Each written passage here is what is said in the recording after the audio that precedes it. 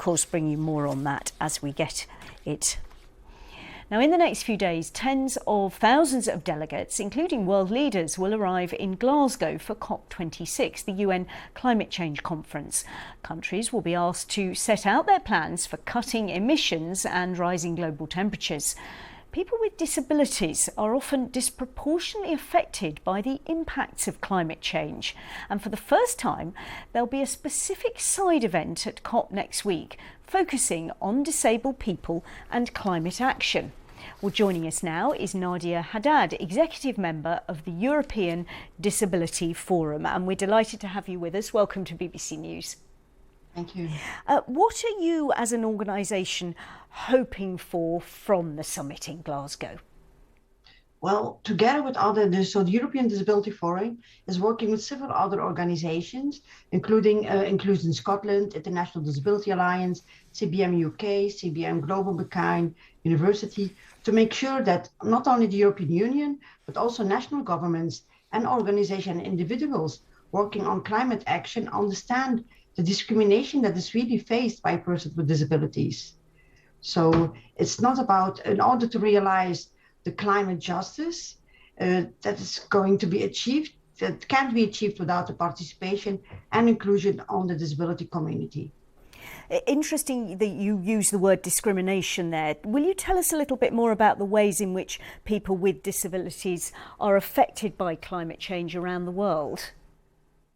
Well, the impact by climate change around the world is something that, first of all, remember that persons with disability represent 50% of the world's population.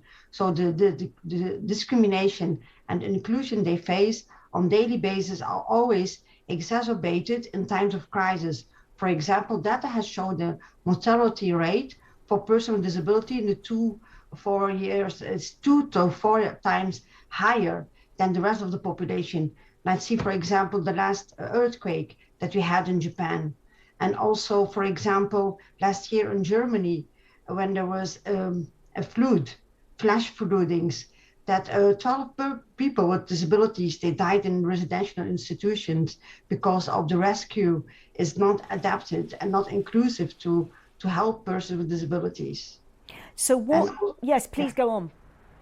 And so there was also that the experience an intersection from discrimination, for example, women with disability, children, and other indigenous people and other minority groups, they experience a lot of poverty in the depressions group, for example, and it's difficult for them then to be rescued or also to follow all those climate impacts. No, I understand. I just wonder how confident you are that people with disabilities will be not only heard but listened to, and what you have to say acted on in Glasgow.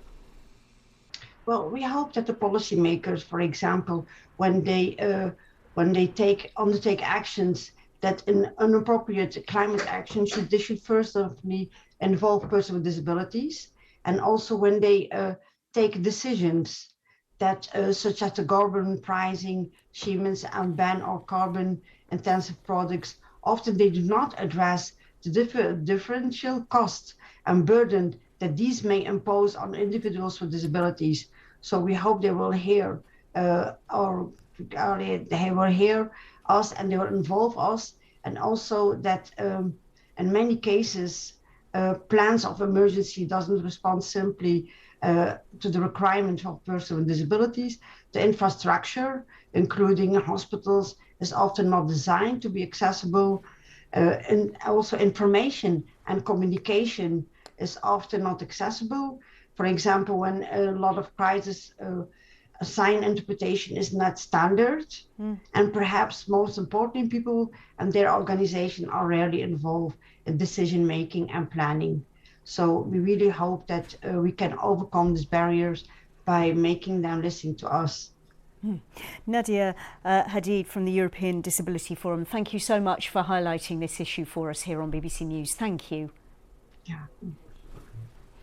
Let's update you with the headlines now on BBC News. And after